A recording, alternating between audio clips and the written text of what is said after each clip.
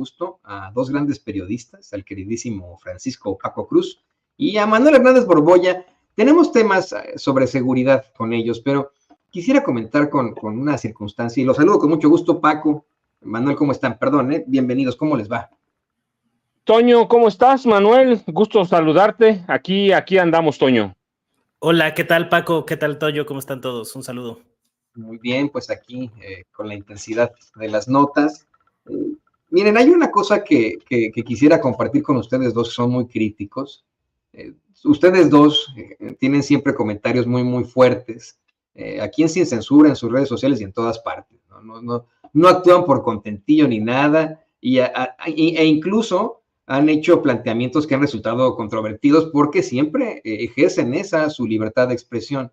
Por lo cual, creo que este es el momento para que lo tratemos, para que lo platiquemos. Lo que está ocurriendo en cuanto a, pues, al escándalo del video en el que el hijo y ahora excoordinador de la campaña juvenil de Xóchitl Gálvez, Juan Pablo Sánchez Gálvez, amedrenta de manera grotesca y clasista a unos trabajadores de un antro en Mazarik, en la Ciudad de México. Porque de buenas a primeras, la derecha mexicana, bueno, pues dispuso de todo su aparato en redes sociales, en medios de comunicación corporativos y etcétera, para defender lo indefendible.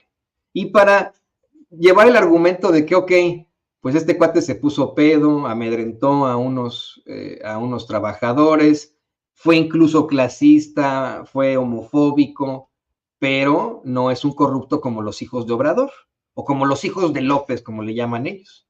Y efectivamente han estado acusando desde las pantallas de la plataforma chayoteril de Choque Latinos a los hijos de López Obrador, pero efectivamente sin ningún tipo de pruebas. No ha habido alguna especie de investigación que pueda dar, a la que se le pueda dar curso, porque efectivamente hasta el momento, corrijan ustedes de esto, no ha habido pruebas al respecto. Hoy el mismo presidente López Obrador exigía pruebas ante el caso. Una persona que no se identificó, que llevaba un gafete de invitado en la conferencia de prensa mañanera, le habla de un supuesto audio en el que participaría su hijo Gonzalo. No participaría, es mencionado su hijo Gonzalo en una conversación telefónica en la que, supuestamente se trata un tema de corrupción con minas, algo así. Pues es una conversación telefónica, ¿no? Se puede mencionar lo que sea en esa conversación telefónica. No existen esas pruebas, pero esa es la forma en la que responden estos trolls, estos bots, estos chayoteros, estos comentócratas, estas cabezas parlantes en todas partes con tal de defender lo indefendible. Comenzamos contigo, Paco. ¿Qué opinas de esto? Mira, Toño, el problema es que están tratando de ejercer un control de daños que es imposible. Sí, desde ayer lo intentaron todo el día, estuvieron tratando primero de que el video y todo lo que se escucha en el video no trascendiera a la mayoría de los medios corporativos o de la vieja prensa.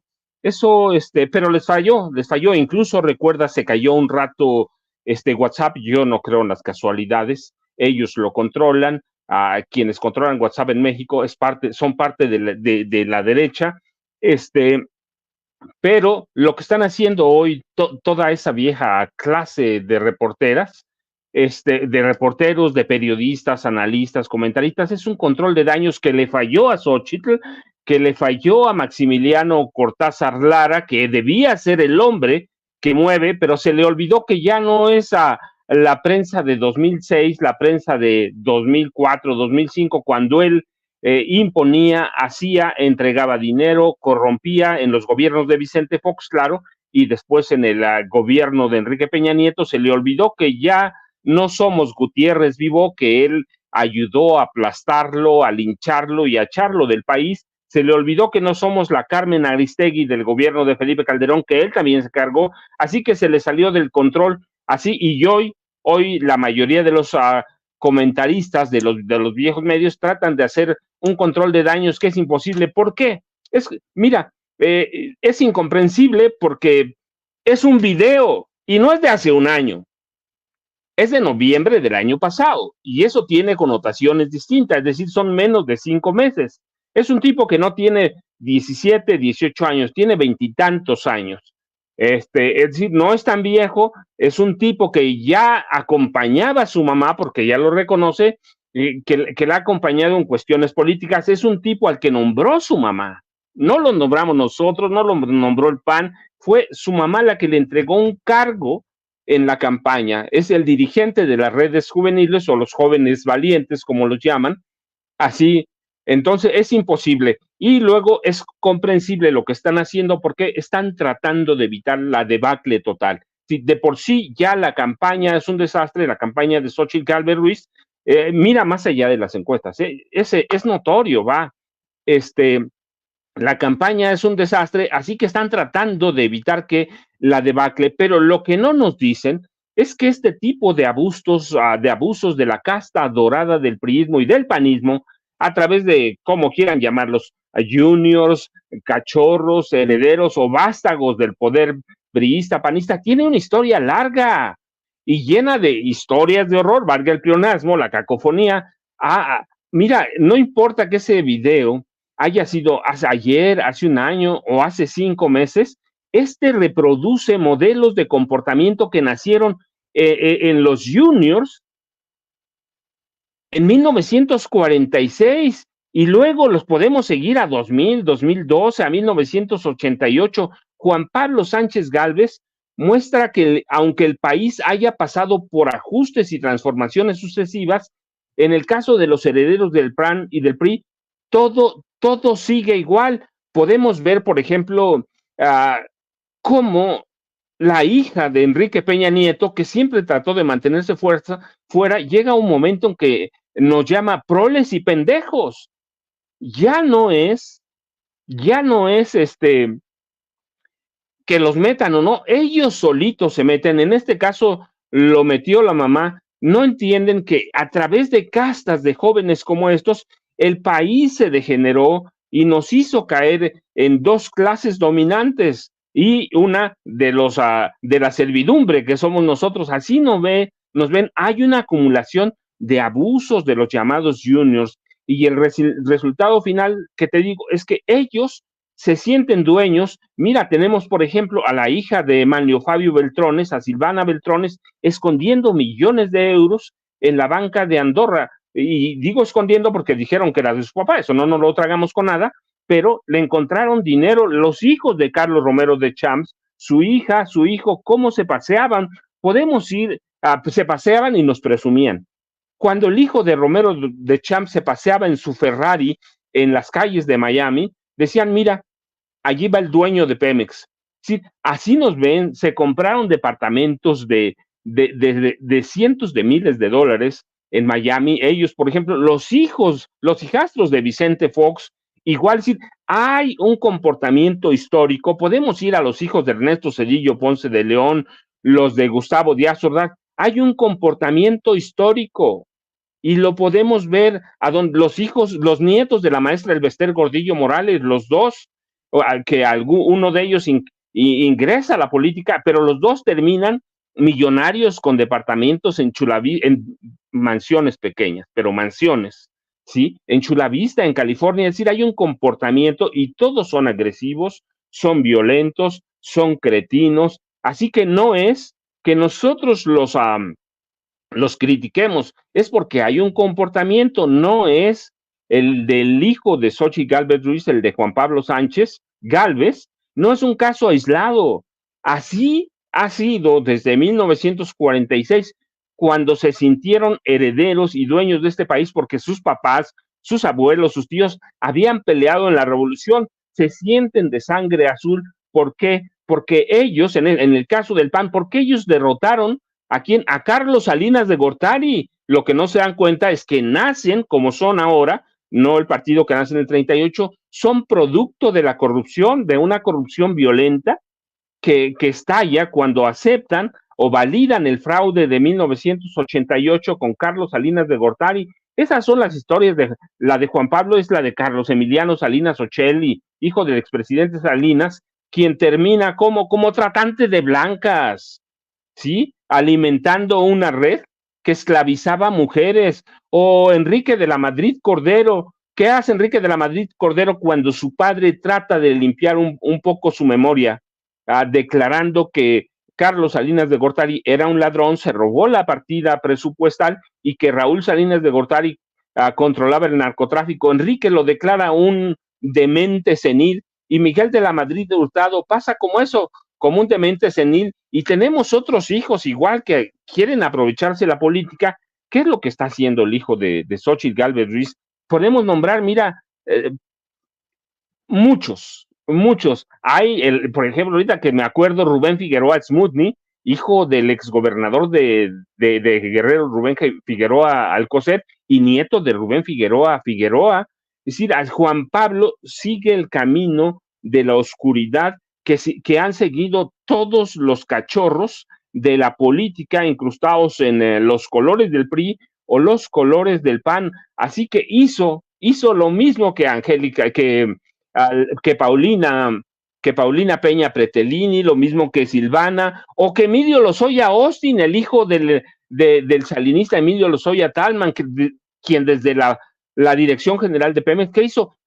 Robó como un ladrón, nos veía menos, nos veía como menores, nos ven como dominados. Ellos son la clase dominante y así se ven el triunfo de López Obrador y la llegada de Morena como un accidente y quieren regresar a lo mismo. Sí, no hay una casualidad, Toño, y por eso cobra también relevancia. Sí, mira, yo evité meterme, por ejemplo, mucho con los hijos de Genaro García Luna porque decía, son menores de edad, hasta que le soltaron las riendas de lo que iba a ser el gran centro de espionaje, entonces hablé de él. Antes no me metí con él porque era un tipo menor de edad, porque Luna era menor de edad, pero en este caso, Xóchitl Gálvez le dio un nombramiento formal, lo hizo en las pantallas, en una conferencia o rueda de prensa, lo hizo ahí, así que hay una clase de cachorros del PRI y del PAN que nos odian, que nos ven como una clase menor, que son además homofóbicos. Eso que dice pinches putitos,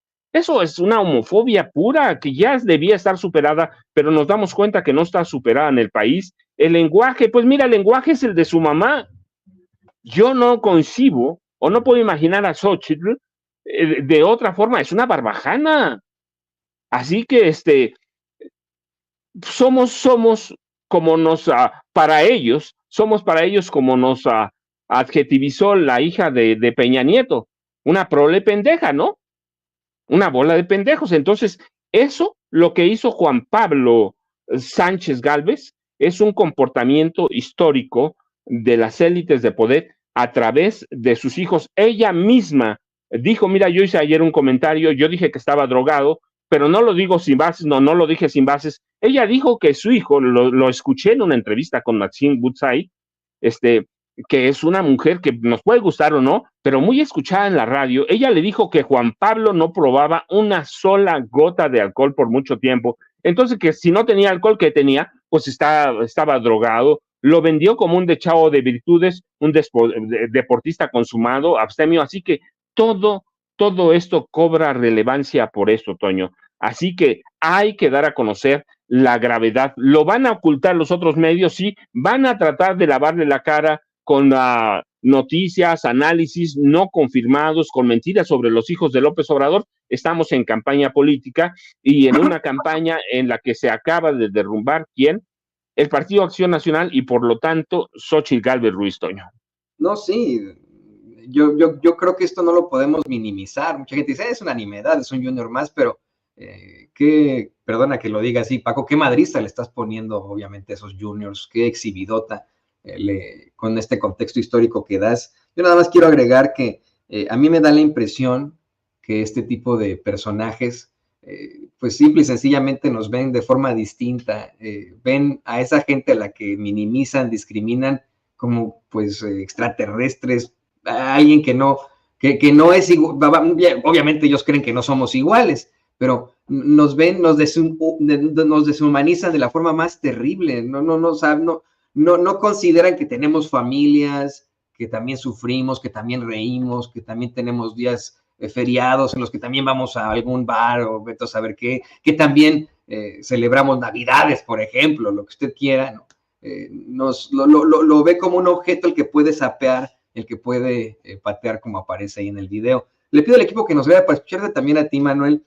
Me gustaría mucho saber qué opinas tú de los comentarios que se hacen en redes sociales, de la defensa que se hace al hijo de Xóchitl Gálvez, por parte de muchos trolls, bots, personas incluso con nombre y apellido, chayoteros de siempre, comentócratas, cabezas parlantes, que aseguran, como el monero Calderón, que, bueno, pues sí, la regó el hijo de Xóchitl Gálvez al ser racista, clasista, homofóbico y borracho, pero que no es un corrupto como los hijos de López Obrador, claro, sin presentar pruebas. ¿Qué opinas de esto? Sí, pues a mí me da mucha risa muchos de los comentarios que he visto. Leía por ahí a un tuitero muy de derechas, pues casi poner como un héroe al hijo de Xóchitl Gálvez por pedir disculpas, ¿no? Igual a la Bárbara Tijerina, decir que su lenguaje corporal expresaba una gran tristeza y como ahí tratando pues de justificar un poco esa situación, pero ahora resulta que es héroe, ¿no? O sea, sí estamos, pero en una cosa muy peculiar, por llamarle de algún modo. Yo entiendo que estamos en campañas, yo soy de la idea de que no hay que tener saña contra los hijos de los políticos, pero en este caso, pues estaba parte como lo dijo Paco muy bien, pues estaba dentro de la lucha política, o sea, no solo era el hijo de la candidata, sino que tenía un cargo como coordinador de jóvenes de la campaña, y eso lo mete pues en la lucha política. Entonces, también resultó curioso cómo no se puede confirmar, pero sí hay muchos indicios de que habría mentido cuando pidió disculpas al decir que fue hace un año, cuando en realidad fue hace 4 meses, en noviembre de 2023 el incidente, cuando su madre ya estaba metida de lleno en la campaña rumbo a la presidencia de la República.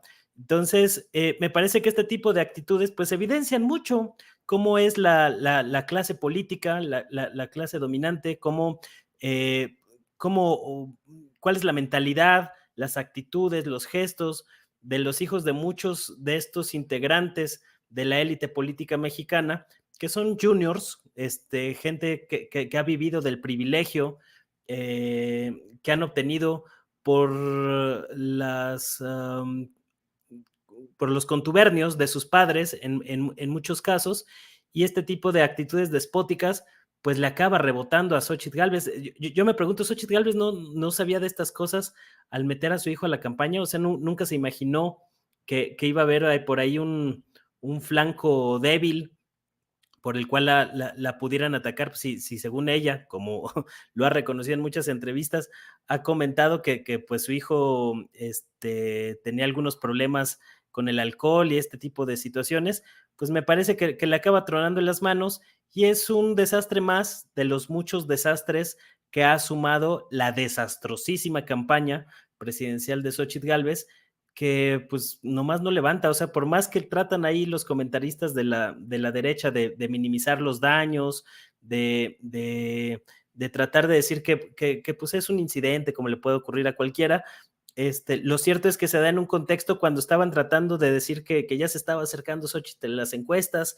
a un puntito, a dos, cada vez más, tratando de vender esto, porque ni siquiera los datos les dan para eso, ¿no? Pero trataban de vender esa idea en la gran prensa corporativa y justo en ese momento se da esta situación que le cae como un balde de agua fría. De hecho, inmediatamente después de esa situación se anunció que hoy Xóchitl Gálvez iba a tener actividades privadas para tratar de controlar los daños de esa situación.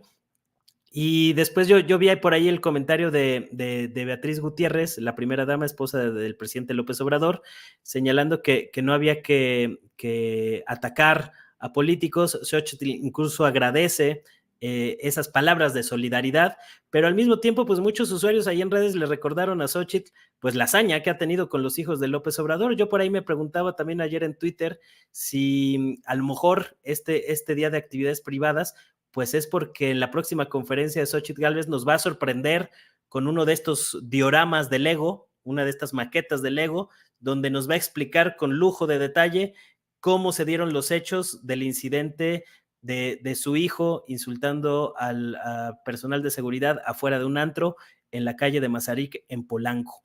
A lo mejor nos va a sorprender con ese Lego, como lo hizo en el Senado en su momento contra el hijo de López Obrador, con el escandalito mediático de la Casa Gris, como se le llamó, en el que no hubo una sola prueba que inculpara o que mostrara un acto de corrupción, pero que se utilizó mediáticamente para golpear. Y así fue como Xóchitl Gálvez construyó su candidatura presidencial. No se nos olvide ese detalle. A final de cuentas, este tipo de escandalitos del que ahora está siendo víctima Xóchitl Gálvez, o se trata de hacer pasar como víctima en la gran prensa corporativa, pues es consecuencia de cómo construyó ella su propia campaña presidencial. Entonces, pues para los que creen que el karma no existe, ahí está una prueba muy contundente. Uy, karma. No, bueno, entonces Xóchitl Gálvez se enfrentaría a muchísimas cosas. ¿Qué les parece que cambiamos de tema brevemente? Eso se tiene también que platicar. Vamos con el tema de seguridad, queridos compañeros. Hoy en la conferencia de prensa mañanera, el presidente López Obrador resaltó que el caso Colosio sigue pendiente. Comentó que ahora que fue el aniversario del magnicidio, él no quiso decir nada, pero que pues no está de acuerdo con que se silencie el hecho, con que simple y sencillamente manden a Burto a Estados Unidos, y especialmente al hablar del segundo tirador, de que se da lo de este segundo tirador, lo ayuda un juez, pero sobre todo el hecho de que se da a conocer en todo este contexto que el tirador pertenecía al CISEN en el sexenio de Carlos Salinas de Gortari, y que además quien fue a rescatar a ese segundo tirador fue nada más y nada menos que Genaro García Luna, quien estaba como subdirector de área en aquel entonces allí en el CISEN. El presidente incluso dice que con mucho respeto al hijo de Luis Donaldo, a quien aseguró respeta y estima, va a buscar que continúe la investigación porque es algo que le hizo mucho daño al país, y va a buscar pues que continúe con tal de que no se repita este tipo de circunstancias. Tú has estado muy cerca del caso, querido Paco, en cuanto a la información, en cuanto a la investigación. Tenemos ya pues la confirmación de que hubo un segundo tirador, y ahora pues la cercanía ahora con alguien como Genaro García Luna, participando en este tipo de circunstancias. Una circunstancia también que desafortunadamente nadie lleva en los medios de comunicación corporativos. ¿Qué opinas tú de todo esto, Paco? Mira, Toño, el caso de Jorge Antonio Sánchez Ortega es muy viejo, se conocía. La primera persona que dio a conocer eso en su momento fue Pepe Rebeles, y después se olvidó. Jorge Antonio Sánchez Ortega después hizo una carrera dentro del CISEN, es decir, siguió. Pero, ¿qué pasa con el caso Colosio? Que eso es lo relevante. Yo estoy de acuerdo con el presidente López Obrador por todo lo que representa en este momento, lo que representó el 23 de marzo de 1994, ¿sí? 30 años. Por lo que representó el caso Colosio, no se puede cerrar. Había evidencias desde el primer momento, cuando Colosio llega al hospital, se sabía que había dos tiradores. Uno, Mario Aburto, que nunca lo negó. Mario Aburto, del otro no se sabía hasta que personajes como periodistas como Pepe Rebeles develan que había dos. Pero ahí empiezan los problemas, Toño. Primero, es un hombre, el segundo tirador, ligado al CISEN. Y ahí ya hay elementos para advertir que hay una conspiración. Cuando lo vas a sacar, cuando lo vas a proteger, cuando le haces a toda la faramalla para protegerlo y que despegue su carrera, hay una conspiración. Después, mira, en el momento que llega al hospital, Luis Donaldo Colosio ya estaba muerto. Hoy hay evidencias. Con 9,000 documentos desclasificados hay evidencias para señalar que Luis Donaldo Colosio llegó muerto al hospital. ¿Qué pasó? Escondieron su muerte 3 horas. 3 horas. Hay todos los elementos. Ahí están los documentos desclasificados. 9,000, claro, 9,000 de 68,000 es un mundo. pero hay elementos para advertir que llegó muerto, que la bala que disparó Mario Aburto Martínez le deshizo, como dicen los médicos, la masa encefálica. ¿Qué pasó en esas 3 horas? ¿O qué puede pasar en 3 horas? Pues puedes rearmar un caso, puedes ocultar evidencias, puedes borrar muchas cosas y hay enormes vacíos, enormes huecos en el caso Colosio a partir de ese momento. Cuando hay un tirador segundo del Centro de Inteligencia de México, que depende de la Secretaría de Gobernación, y lo esconden, lo ocultan, y luego pasa el tiempo y tienes a 4 fiscales, con este son 5, pero tienes a 4 fiscales que cada uno lleva la investigación por su lado. Hay muchos huecos. Cuando la declaración, por ejemplo, del expresidente Carlos, del expresidente Carlos Salinas de Gortari, hay una declaración judicial, la esconden por lo menos 25 años la escondieron, y él reconoce que hay elementos para un crimen de Estado. Entonces, hay algo raro en ese crimen. ¿Y quién puede ocultar un crimen cuando gobierna un hombre que conoce prácticamente todo? La Presidencia de la República. Hay señalamientos de José Córdoba Montoya, también judiciales que desclasificaron hace poco, en los que se advierte, él lo dice, que había señalamientos en efervescencia en la Presidencia de la República, porque Donaldo Colosio sí iba a hacer muchos cambios. Si los iba a hacer o no es cuestión de especulación, pero él lo dice, Córdoba Montoya, en su declaración juramentada, judicializada, dice que sí había elementos para advertir que Luis Donaldo Colosio Murrieta iba a hacer grandes cambios en el equipo presidencial. Y luego tienes el asesinato de José Francisco Ruiz Massieu, es decir, y en el que también hay cualquier cantidad de huecos, incluso un desaparecido. Entonces tienes un caldo de cultivo para advertir que es un caso que se manejó desde el caso de Lomas Taurinas, ese 23 de marzo de 1994, se manejó desde la presidencia. ¿Para qué? Para ir sembrando huecos. Y los grandes huecos, ¿qué hacen? Pues crean conspiraciones. ¿Conspiraciones desde dónde? Desde la presidencia de la República. Ya no es que haya un justiciero que haya disparado, son 2, y se conoce, y se oculta la muerte de Luis Donaldo Colosio por 3 horas. Así que hay una conspiración que tiene muchos huecos. ¿Por qué? Porque la presidencia de la República no quiso resolverlo. Y luego tienes el gobierno de Zedillo, que estaba más preocupado, y eso lo digo porque además lo estudié, lo publico en uno de mis últimos libros. Ernesto Zedillo no estaba interesado en resolver ese caso porque le tenía miedo a Carlos Salinas de Gortari. La esposa tenía, yo lo insisto porque además lo publiqué así, la esposa de Zedillo tenía 2 miedos. Nilda Patricia tenía miedo que los salinistas mataran a su esposo, al presidente. Imagínate el presidente. ¿Por qué? Porque los salinistas eran así, eran asesinos. No lo digo yo, están los números de las ejecuciones políticas en el gobierno de Carlos Salinas de Gortari.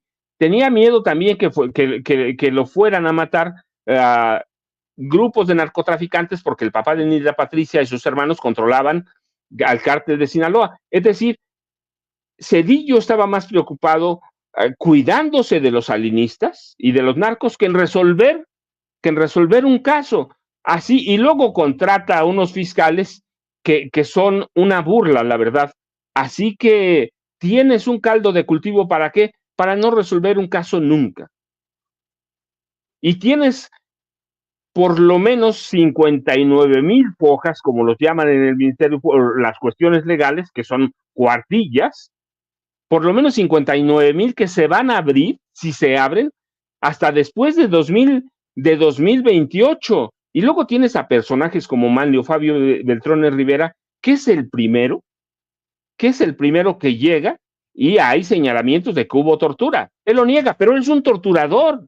Él era parte de la Dirección Federal de Seguridad, una oficina siniestra que se dedicaba a la tortura, y él es alumno de Fernando Gutiérrez Barrios, el mayor torturador, y luego hay señalamientos de él mismo que dicen que le dijo su procurador, él lo dice también en una declaración judicial que recientemente fue desclasificada, él dice que le habían advertido a su procurador que la guardia de guardaespaldas de Colosio se había relajado por motivos desconocidos. Es decir, hay todo para decir que es un complot presidencial. ¿Se puede probar? Yo digo que no se va a probar y no se va a probar nunca por una razón, Toño, porque tuvieron varios sexenios, el de Zedillo, el de Vicente Fox, que luego viene y perdona prácticamente todo y se olvida de la verdad.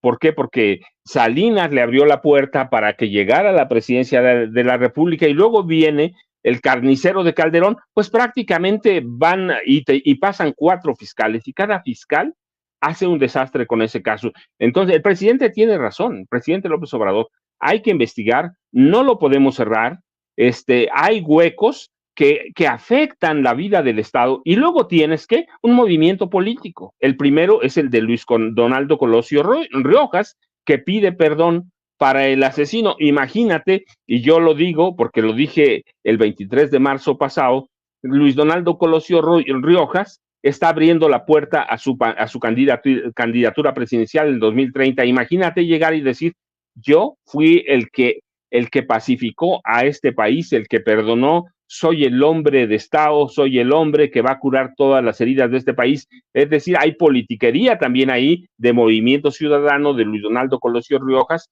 y le surge que cierre el caso. ¿Para qué?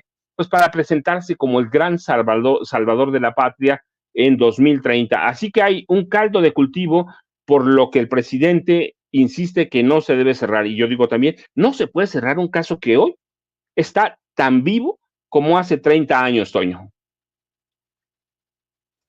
¿Qué faceta le das, Paco? Qué interesante, desde pues, obviamente el contexto, la repercusión, el hecho de que no conoceremos la respuesta y que es el caldo de cultivo perfecto para que Luis Donaldo Colosio Jr. pueda llegar a la candidatura presidencial. Le pido al equipo que nos grabe para también escucharte a ti, Manuel. ¿Qué opinas de todo esto? ¿Cuál sería tu conclusión al respecto?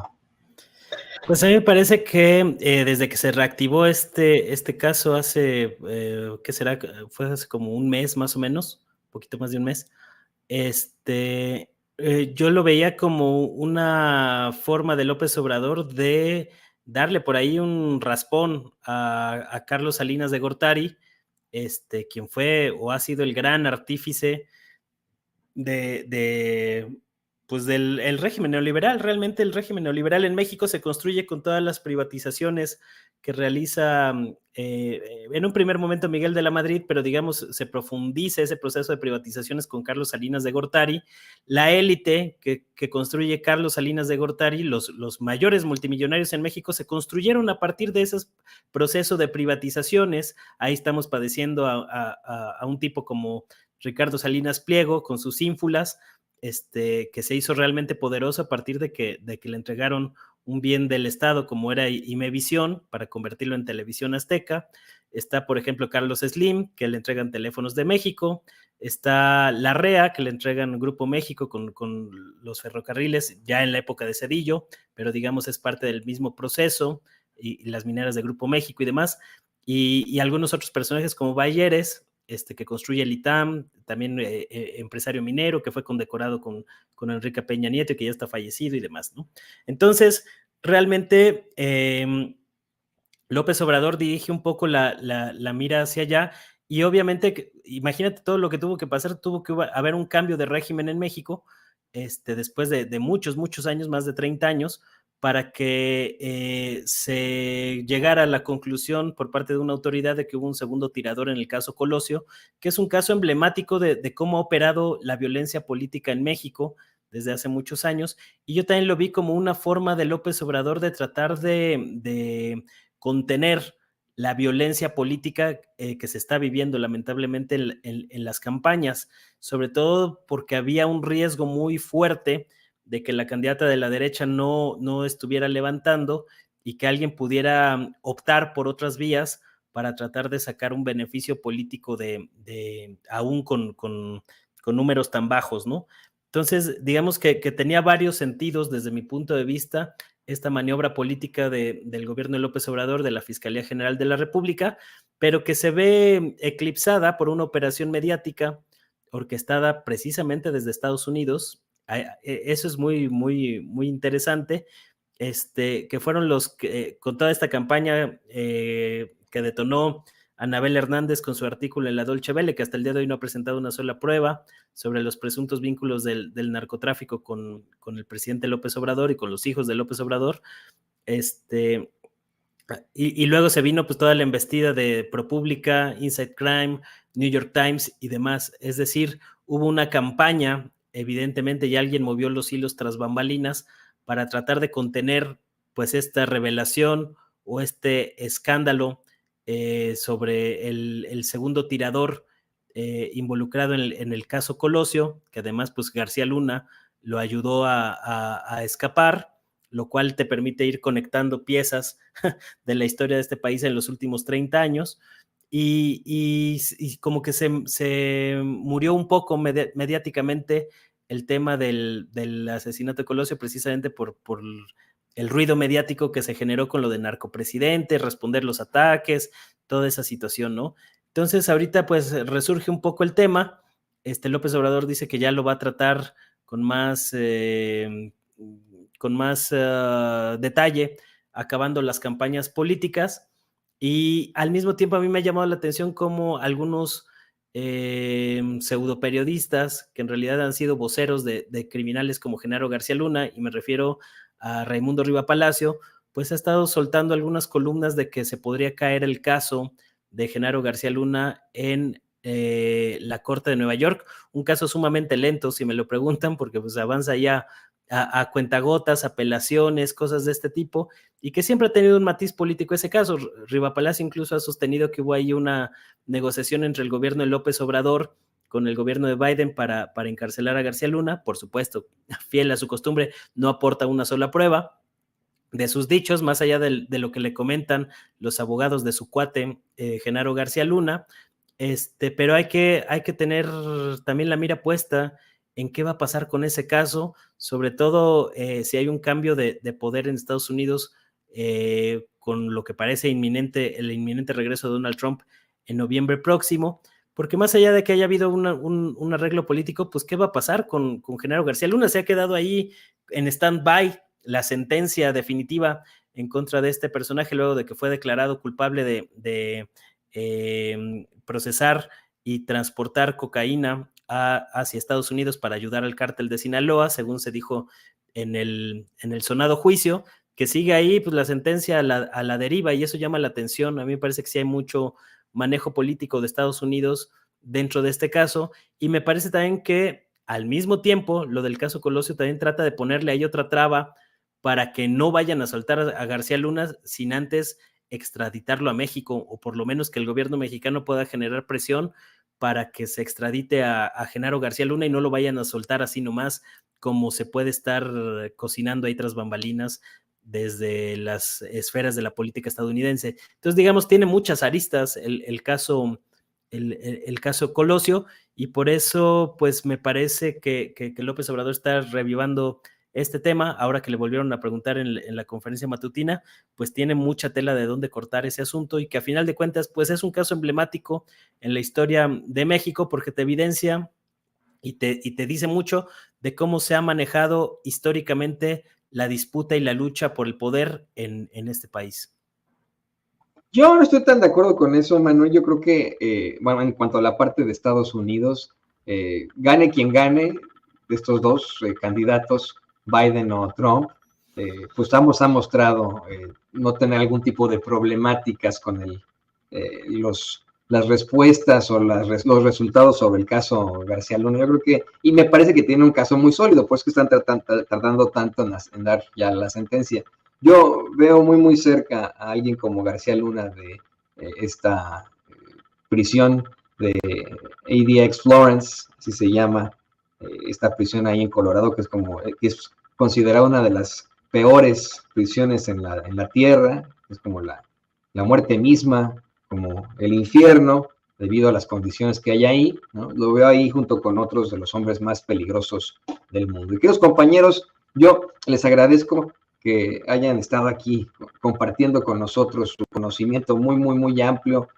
Siempre es muy enriquecedor. Les pido, por favor, que nos compartan sus redes sociales. Estábamos contigo, Manuel, por favor, compártenos tus redes sociales. Muchas gracias, Toño, muchas gracias, Paco. Bueno, pues ahí estamos en Manuel H. Borbolla, en Twitter, Manuel Hernández Borbolla en Facebook y también en YouTube.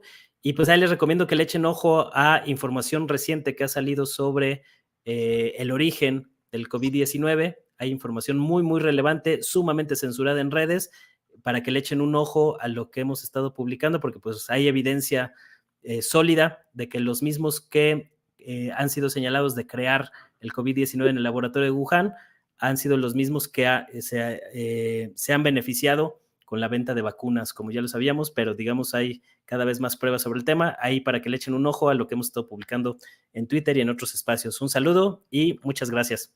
Claro que sí, muy interesante lo que nos plantea Manuel Hernández Borbolla, periodista aquí en Sin Censura. Paco, también por favor compártenos tus redes sociales. Toño, pues yo muchas gracias como siempre. Manuel, siempre va a ser un placer platicar contigo, la verdad. Toño, igual ya lo sabes. Y @Paco Cruz Jiménez en X, antes Twitter, Francisco Cruz Jiménez en Facebook, Toño, y nos vemos mañana. Muchas gracias, Manuel, un abrazo a los dos. Nos vemos mañana, un abrazo también para ti, también tiene el escritor y periodista Francisco Paco Cruz. Le pido